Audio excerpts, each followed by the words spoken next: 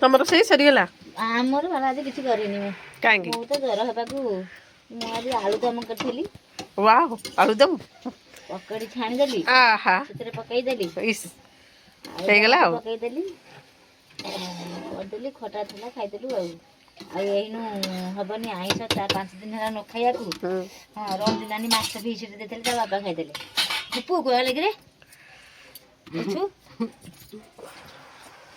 ଜାନୁ ଭୀମ ପାଖରେ ବଇଥିବୁ ଟିକେ ଯା। ଯା ମୁଁ ଡାକିବି ତତେ ଯା। ମୁଁ ଟିକେ ବଇଛି, ଝିଅ ଶୋଇଛି ତ ମୁଁ କହିଲି ଭାତ ଗରମ କରିବି। ଆମର ବି ଭାତ ପାତୁଆ ମାଛ କଣ ହବ ତରକାରୀ ନା ଭଜା ଯେ କଣ? ବିଲେପି ତମମାନେ ଖାଇବନି? ଆଜି ହଉଛି ଡଲି ଘର ଏତେ ଦିନ ପରେ ମାଛ ଭଜା।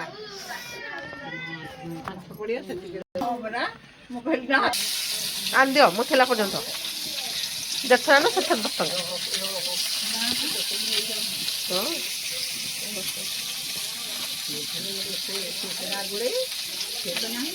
କିଏ ସେମାନେ କଣ କରୁ ଠାକୁର ପୂଜା ଟଗର ଫୁଲ ଫୁଟୁନି ଆଉ ଡାଳ ଗୋଟେ ଆଣି ତାକୁ ଦବା ଇଏ ଲଗେଇଲେ ସେ କେତେ ମାଡ଼ି ଯାଆନ୍ତା ଏଇଠି କୋଉ ମୂଳେ ଲଗେଇଥିଲେ। ଭାଲେ ଏଇଟା ଶୁଖୁଆ ବୋଲି ଶୁଖୁଆ ଭଳିଆ ଦେଖାଯାଉନି। ଏଇଟା କି ପାତୁଆ ଏମିତିଆ ବୋଉ ସେଦିନ ଏଡିକି ପାତୁଆ ଲଗେଇଥିଲା ଗଙ୍ଗା ପାତୁଆ।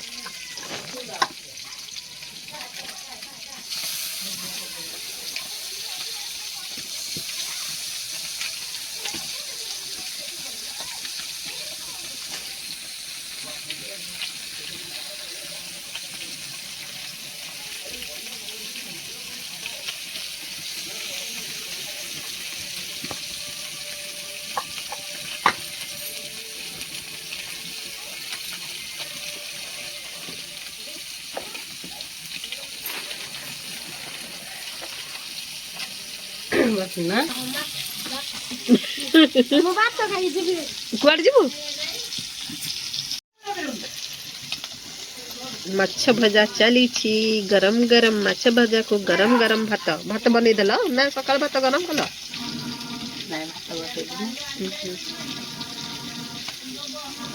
କାଲି ମାଛ ହବ ତମର ଯାହାହେଲେ ବି ଏତେ ଦିନ ହେଲା ହେଇନି। ମେଞ୍ଜିଆ ନାଇଁ ପଚାରିଲ ମେଞ୍ଜିଆ ନୁହେଁ ଥଣ୍ଟିଆ ଯୋଉ ସଂକ୍ରାନ୍ତି ନା ଆଗ ଦିନ ଆଇଥିଲା ଏଠି ଏଇଟା ମା ମେଞ୍ଜିଆ କହନ୍ତି। ତୁମେ ଏଇଟା କଣ ପକେଇଛ? ଥଣ୍ଟିଆ ନା କଣ୍ଟିଆ ନା କଣ କହିଲେ? ନୁହଁ ଏଇଟା ମେଞ୍ଜିଆ। ଯାହାହେଲେ ତ ଲୋକ ଚିହ୍ନି ଦେଖିଲେ ସିନା କିଏ କଣ କହନ୍ତି କମେଣ୍ଟ ଦିଅନ୍ତେ କେହି ତ ଦେଖୁନାହାନ୍ତି। ଭାବେ ତାଙ୍କ ଆଡେ ମାଛ ତଣ୍ଟିଆକୁ କଣ୍ଟିଆ ମାଛ କହୁଛେ। ହଁ ମୁଁ ବି ଭାବେ ଖାକଡା ଶୁଖୁଆ ଗୋଟେ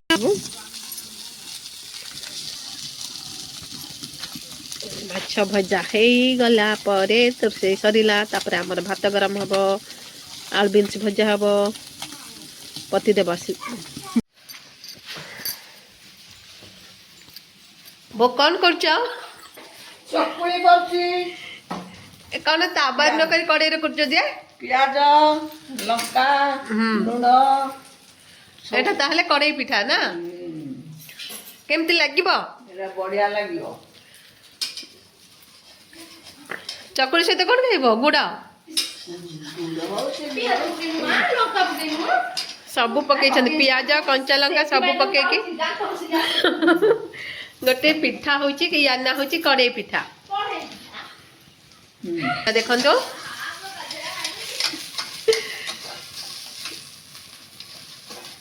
ଉଠୁନି କଣ? ଦେଖନ୍ତୁ ହେଇଗଲା ବୋଉଙ୍କର କଡେଇ ପିଠା ରେଡି ଗରମ ଗରମ।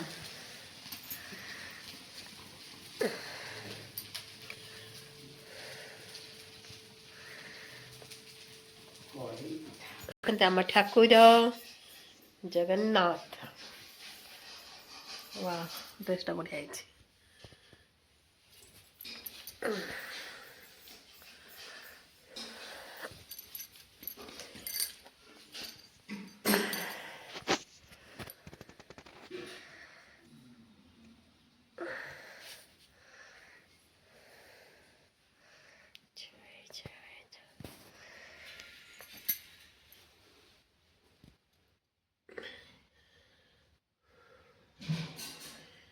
ଦେଖନ୍ତୁ ଆମ କହ୍ନେଇ କେମିତି ବସିଛନ୍ତି ଆମ ଲଡ୍ଡୁ।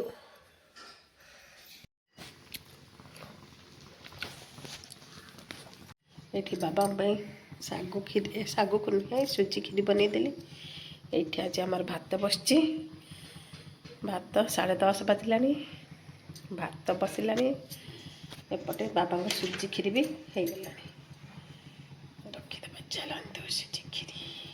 ଇଏ ହେଉଛନ୍ତି ମନୋଜ, ଆଙ୍କର ପଖାଳ ଖିଆ ଚାଲିଛି। ପଖାଳ ଖିଆରେ ଅଛି ଶାଗ, କଞ୍ଚା ଲଙ୍କା, ମିର୍ଚି, ପତ୍ରକୋବି, ପତ୍ତାକୋବି, ହଁ, ପାଚିଲା କଦଳୀ, ଲୁଣ ଲଙ୍କା, ଶାଗ ଭଜା, आलू मिक्सचर पाग, चावल नहीं चावल, बासी भात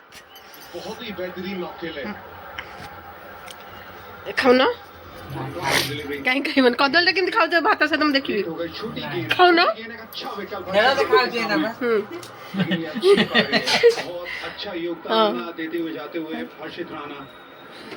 की कथा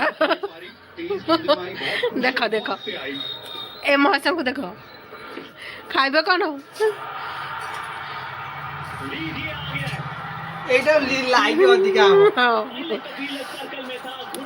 कदली केम खाइब लुण लगे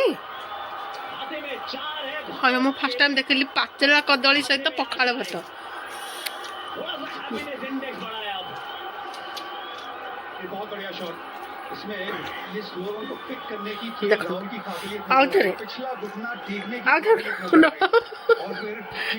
भिडियो तुम मुहटा करी पूरी तरह से कंट्रोल में केएल राहुल की काबिलियत नजर आई।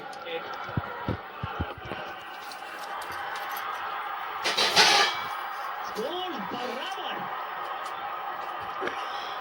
300 पहुंच गया भारत। 2 लगातार चौके and the game is yours. एक और बार केएल राहुल अपना क्लास दिखाते हैं। संकट पूछक केएल राहुल। ओके परेशानी में थी भारतीय टीम, लेकिन ये जो 2 चौके उससे पहले लगभग सिंगल पे ही काम चला रहे थे। यहाँ पे 2 चौके लगातार और यहाँ पे मजबूती में लाके खड़ा कर दिया, स्कोर को लेवल करके खड़ा कर दिया है भारतीय टीम को केएल राहुल ने। यहाँ पे फुल टॉस जरूर जे लाइक न करे ता वो भी दिया बोलो भारतीय टीम के लिए। चाहे आप इसे 5 नंबर बैटिंग करा दो, 6 करा दो, ओपन करा दो, मिडिल ओवर में बल्लेबाजी करा दो, कीपिंग करा दो, सब तैयार है। KL Rahul class. चाहे नहीं, मैं कह रहा हूँ पक्के से 5 पे करो प्लीज, मैं रिक्वेस्ट कर रहा हूँ। अब एक बार फिर शायद वो कंतारा वाला सेलिब्रेशन बनता है बॉस। 2 चौके फिर एक छक्का, कमाल है, लाजवाब है। डाली हर सकाल सकाल रोषे सरीगलानी, भात हो गलानी, डाली बसची। एठी तांकर मुठी साग बछा होचे, मुठी साग राई करिवे। आउ कोन आज आइटम फूलकोबी ना पत्रकोबी कि भाई खा देबे साग देगी ये कोसळा साग भाजी जीवा भाजी छ ओहो आ चना साग करियोनी, चना साग कर दो ना तब बाछे ने मैं बाछा जानी नहीं धोकी तो काटी देबो ना दागे बाछा बदा ये हल्ला साग भजा पालंग कोसला साग भजा देखो हल्ला साग भजा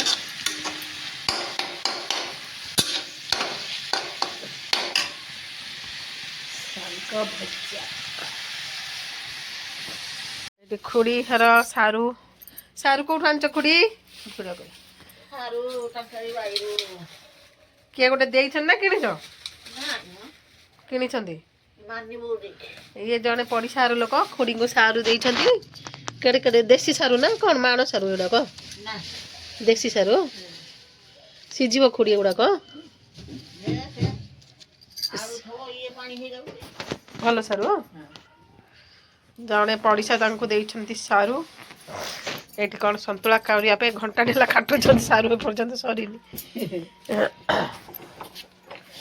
संतुला करिवे गालीटे सुनियो ଦୁଇଗୁଡିଆ ବିଲ ମାନଙ୍କ ଆଜି ବନ୍ଦ ହନଗର ଷ୍ଟ୍ରାଇକ୍ କରୁଛନ୍ତି। ହେଇଗଲା ଶାଗ ଖରଡ଼ା। ଏଇଠି ପଖାଳ ଖାଇବା ପାଇଁ ଟମାଟୋ ବାଇଗଣ ଆଳୁ ପୋଡ଼ା ହେଲାଣି।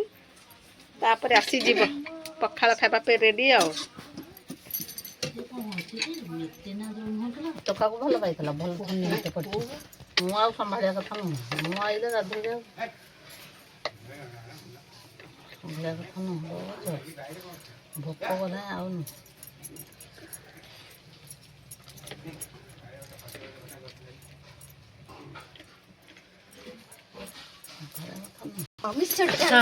ଚଣା ଶାଗଟା ଟିକେ କଣ କଣ ଆଜି ଖାଇବାର କଣ ଅଛି? ଏଇଟା କୋବି ଭଜା, ଚଣା ଶାଗ, କୋବି ପତ୍ରକୋବି, ଏଇଟା ପାଗ ପାଣି ଆଳୁ ମିକ୍ସଚର ନା ପଡିବ। ତାପରେ ନା କଷ୍ଟ ଖାନା ଗୋଟେ ହବ। ତମର କଣ ଗରମ ଭାତ ନା ବାସି ପଖାଳ? ମୋର ଗରମ ଭାତ। ଏ ଭାଉଜଙ୍କର ଇଏ ବାସି ପଖାଳ। ଆଣ ମିକ୍ସଚର ଆଣ ଟିକେ। ଏ ବଢା ହେଇ ନଥିଲା ଇଏ ଆସିଲା କୋଶଳା ଶାଗ ଫେର କୋବି ଆଳୁ ଭଜା ଶାଗ, ଚଣା ଶାଗ ଖରଡ଼ା। କୋଶଳା ଶାଗ, ଚଣା ଶାଗ, ଆଳୁ କୋବି ଭଜା, ପତ୍ରକୋବି ତରକାରୀ, ଆଳୁ ପାଗ, ଟମାଟୋ ବାଇଗଣ। ଏଇଟା ହଉଛି ସିଗ୍ନେଚର ଡିସ୍। ଏଇଟା ନଥିଲେ ଭାତ ଯିବନି। ପୋଡା ପୋଡିଟା ମେନ୍ ଆଇଟମ ପଖାଳ ଭାତର। ଏ ବୋଉ ନଖି ଆଇଲା ଗୋଟେ ଧୂଳି ଉଡେଇ ଦେଲା। ହଉ ଏଇଟା ତ ମଜା ଆଉ। ପାଗ ପାଣ୍ଡେ ମିକ୍ସଚର ପଡିଗଲା। ଡାଲି ଆଣିବା ଆମେ। ଡାଲି ଖାଇଥାନ୍ତେ। ମୁଁ ଖାଇବିନି। ତୁ ଭାତ ଶୁଖିଲା ଭାତ ଖାଉନୁ। ଶୁଖିଲା ଭାତ ତୁ କଣ ଛାଣିଆ ମୁଁ ସେଇଟା ବଟମ ଭାତ ଖାଇବିନି। ବଟମ ଭାତ ବୋଲେ ଦେଖୁନା ତମେ କାଲି କହୁଥିଲ ନାଇଁ ନାଇଁ ଆଜି ଟିକେ ନରମ ଅଛି। କାଲି ନରମ ନା ଖରମ। ମା ଝିଅଙ୍କର ଭୋକ ସମ୍ଭାଳ ଖିଆ ଷ୍ଟାର୍ଟ ହେଇଗଲା। କାଲି ଖାଉଥିଲେ ଭାଉଜ ଦିଅର, ଆଜି ଆଡ ହେଲେ ଭାଉଜ ନଣନ୍ଦ। ଯାଇଥିବ ଗାଧେଇ ବଢିଆ ଲାଗୁଛି ଖୁଡି ପାଗ। ପାଗଟା ମସ୍ତ ହେଇଛି ବୋଲି କହିଲେଣି। ଦେଖନ୍ତୁ ଆମ୍ବୁଲ ପଡିଛି, ମିକ୍ସଚର ପଡିଲା, ପାଗ ପାଣିରେ ପିଆଜ ଟିକେ ପଡିଲା। ଏବେ ପୁଣି ମୁଗ ଡାଲି ପଡିବ। ପିଆଜ ଆଉ ଟିକେ ଆଣିଲ। ମାନେ ଫାର୍ଷ୍ଟ ଟାଇମ ଦେଖିଲି ପାଗ ପାଣିରେ ମୁଗ ଡାଲି ପଡୁଛି। ଦେଖନ୍ତୁ ମୁଗ ଡାଲି ପଡିଲା ପାଗ ପାଣି। ହଉ ଟିକେ ଆଣେ ପିଆଜ। ପିଆଜ ଅଛି ବା? ନା ପାଇବନି। ସିଏ ଖାଇବ। 4 ଜଣ 3 ଜଣ। ବଢିଆ ଲାଗୁଛି। ପାଗ ପାଣିଟା ମସ୍ତ ହେଇଛି ବୋଲି କହିଲେଣି ତନେଇ। ଆଉ ଧନିଆ ପତ୍ର ଟିକେ ପକେଇଲନି ବାସ୍ନା ହେଇଥାନ୍ତା। ମତେ ପସନ୍ଦ ନ ପକେଇଲେ କିନ୍ତୁ ତରକାରୀ ପକେଇଲେ ଭଲ ଲାଗେ। ମତେ କଞ୍ଚାରେ ହିଁ ପସନ୍ଦ ଧନିଆ ପତ୍ର ଫ୍ଲେଭରଟା। ଇମଲି ଇମଲି ଚୁମଲି ଯୋଉ କଞ୍ଚା ଟମାଟୋ ହଁ ମସ୍ତ ଲାଗେ। ଖାଇବା ବଢିଆ ଲାଗେ। ଇଏ କୋଶଳା ଶାଗରେ ଲୁଣ ପକେଇନ ଖାଇବି।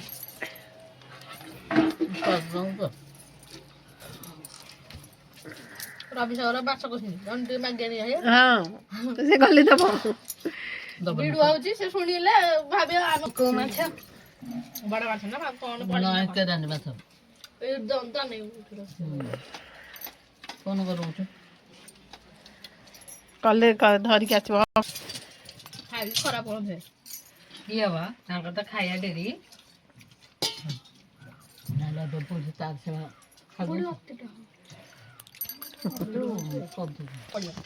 ଆଉ ତ କେହି ଦେଖିଲେ ସେ ଦେଖିବ ଆଉ କେମିତି। ସେ ଜାଣିବ କେମିତି ଯେ ଥରୁ ନାଇଁ କାଳେ ମୋବାଇଲ ପାଖରେ ବସିଥିବ। ମୋବାଇଲ ଦେଖ ସେ ଦେଖିବ କୋଉଠି। ପାଣି ଭାଙ୍ଗିଲୁ ଏଇଠି ଆଇଲା ଦେଖଡା ଗୁଡ। ସବୁଠୁ କୋଉ ଆଇଟମ ଭଲ ହେଇଛି? ପାଗ ପାଣି ଏଗୁଡା ସବୁ ଯେତେ ରାନ୍ଧିଲେ ବି ୟାର ଫିକା ଭାତ। ଇଏ ହଉଛି ଆମ ଗାଁ ମାନଙ୍କର ଆଇକନିକ ଆଇଟମ। ପୋଡା ପୋଡି ପାଗ ପାଣି ଥିବା ନିହାତି। ସାନ ପାଖକୁ ଝୁରିବ ଆମକୁ ଗୋଟେ କେନ୍ଦୁଲୁ। ଆଉ ତମେ ରାସ୍ତାରେ ପଡୁଥିଲ ଆଉ। ମତେ ତ ଗୋଟେ କେନ୍ଦୁନି। ମୁଁ ଗଲି କୁଆଡେ ଖାଇଲି କୁଆଡେ ମରିଗଲେ ବି ଜାଣିନି। ଆଉ ଚଣା ଶାଗ ନାହିଁ।